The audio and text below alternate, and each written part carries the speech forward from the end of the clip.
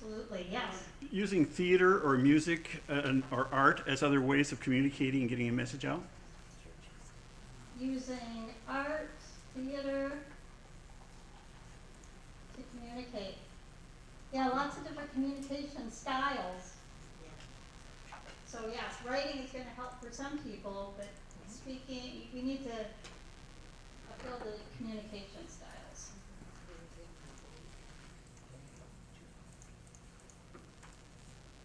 Yes. Churches. Churches, yeah, I put church bulletins, but also, man, minute from the pulpit and all those things too. I'm sure. Great communities. That's a good one. Colleges.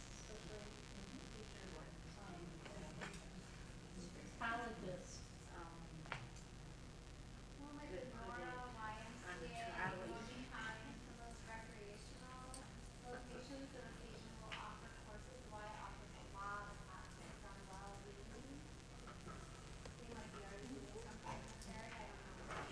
Recreational and well-being.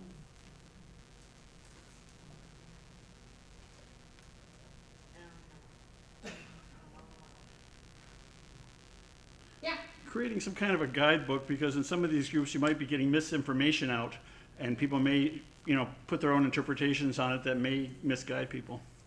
Yeah, so making sure the materials are accurate and are communicating the same message. Yeah, because we don't want an inaccurate message going to all these places.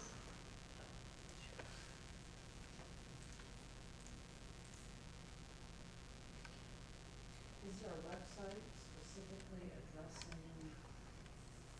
Website. Yeah, we talked about that this afternoon. I was in a meeting of a group here in Ottawa County this afternoon, and at the state level, we're doing just what you're doing here at the local level. We're trying to just coordinate and talk to one another and figure it out, but yes, I hope that there will be. The website that I shared is michigan.gov/trauma toxic stress, and it's got a lot of great resources for parents and educators and clinicians, and I think that's where we can build it out to include some of this. Trauma toxic stress. I'll send it to you as well. Okay. Trauma isn't like written that word? Trauma. Trauma. Michigan.gov/trauma toxic stress. Gotcha. That makes a lot more sense. It's late. Rebecca. At one of our Inspired events, I think it was like after the prison, we had someone had spoke on regards to like wishing he knew about his ACE studies previous to incarceration, and so bringing that to more of the jail, prison system and saying, hey, like maybe where you're at in life is the result of this, and maybe just bringing awareness to their own, I think it changes perspectives for them.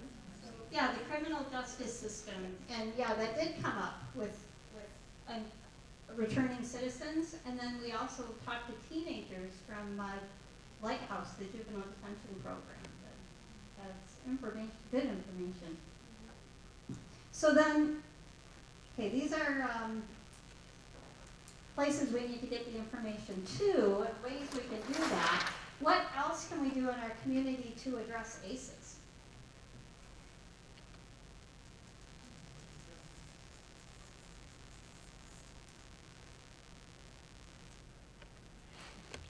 I was talking with a group Lacey brought together at the hospital, and the physicians were talking about how can they add it to their intake form, because if someone, if they're struggling with obesity, depression, chronic illnesses, to help patients understand that if they have an ACEs score and maybe they want to, in terms of referrals for people to start digging in and addressing some of the things that might be contributing to their physical unhealth. And I don't know where the hospital is with that, but I found that really intriguing as a way to help people say, gosh, here you are now with this condition, and what might you be able to do to still mitigate it now? Yeah. Bring yourself back on that physical run. Start looking at root causes. Yeah. And I think a lot of our nonprofits too that are serving populations, if they're looking at, the Community Foundation does a great job of helping people dig down to figure out root cause. And so if our nonprofits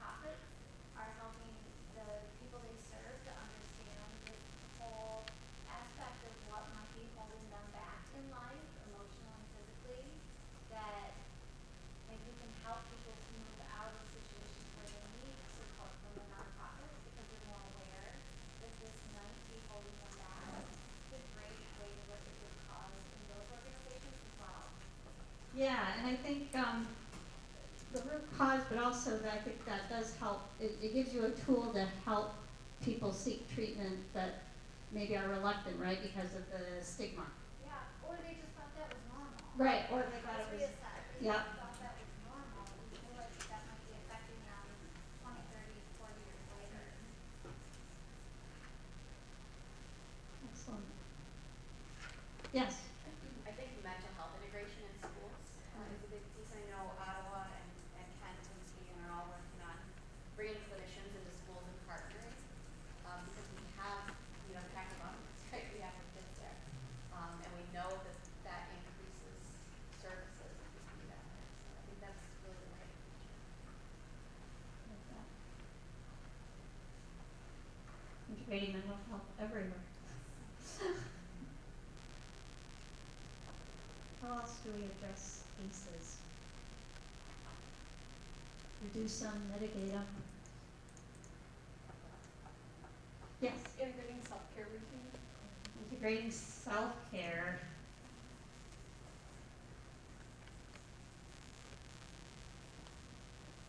So I like how Rhea did that. I wanna be Rhea when I grow up.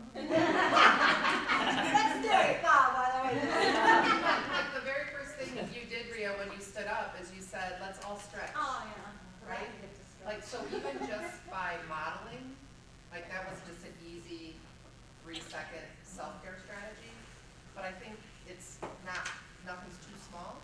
So even just modeling that, I know you've done that, I've seen you do that at like the Inspire event that I went to, but just integrating, there's 99 ways to do it. It doesn't have to be going to a yoga retreat or anything. I mean, Rhea did it in 3 seconds by having a stretch, so. Yeah, find the self-care that works for you. Right.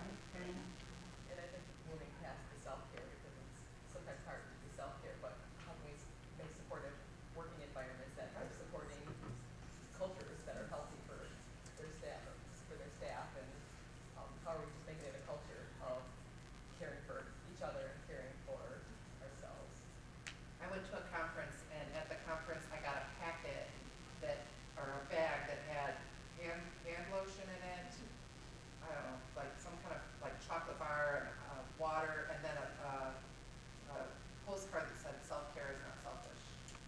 And just that, like, that set the tone for the conference, right? Like, wow, this is gonna be pretty awesome, but yeah, just the whole messaging around that. So I think, I always think about trying to remember that self-care is not selfish. Yeah.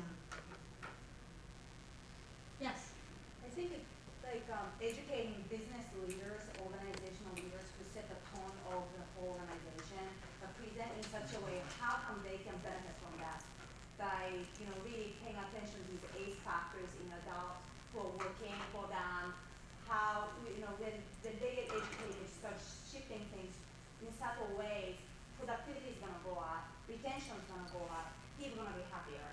Then they're gonna be happier parents too at home, really. So just kind of targeting and educating people who may quote decision-making powers and policy-making powers to get more buy-in. yeah, so, show business leaders why it's in their self-interest to care about Because it's a their hard employees' topic to talk well-being. about. So if we can make it easier for them to talk about and deal with that, I Mhm. think we get more results. Yeah, and happier employees are happier parents and individuals. Yes, This is a rather personal story, but right now I'm involved with a little girl who has some special needs, but she's in high school, and I've been in her life for a long time, and I got to a point where I felt overwhelmed. I felt like depressed for her future. I felt like I wasn't doing what I could for her, and after feeling like that for some months, a girlfriend said, you need to reach out to other people. They can come alongside of her, reach out to some people in your church, whatever. So to make a long story short, I did reach out to some people, and now they're gonna come and, be in her life. And so one of these points was to have 2 or more people, help her, not only help her be socially connected, but I feel better just knowing that they're gonna come alongside and hear with me about her.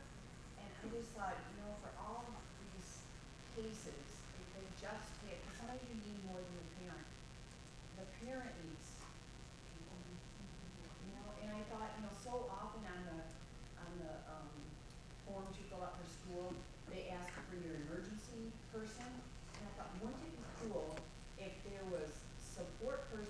support person, so when the parent's like, I can't do this anymore, okay, we'll call your support person. That, And that actually was self-care for you then, yeah, it was. right? Like just, so, I mean, it was a ripple effect, which is beautiful. So I put down a couple things, resources, learn what the resources are that are available, reach out to them, connect with them. And then the social connections, the more we can, for ourselves and for the others in our lives. And to plug momentum, I just happened, someone told me about you, and I went there last week and talked to Jessica, and now I'm gonna get my little girlfriend hooked up to the Saturday and Wednesday night, she's so excited, and she's like, oh. Fantastic, fantastic. Yeah, healthy social networks. Yes. Just to sort of piggyback on that, you know, we're trying to move whole systems here around a really big problem, and that can feel really overwhelming at times, and it involves kids. So it's tough work, and sometimes I just focus on connecting with the person right in front of me. Yeah. Right, so trying to let go of all that and just be present with that person, to maybe I'm next. Be present. And the other thing, Lee, you said this a lot at the last town hall, is to be the one, right? Yeah. Just to be the supportive person in somebody's life. And I think your point of, this is a big problem Yes. that's been around for a long time, that's going to take some big solutions that all of us have to be a part of. So it's not gonna be a weekend of resilience building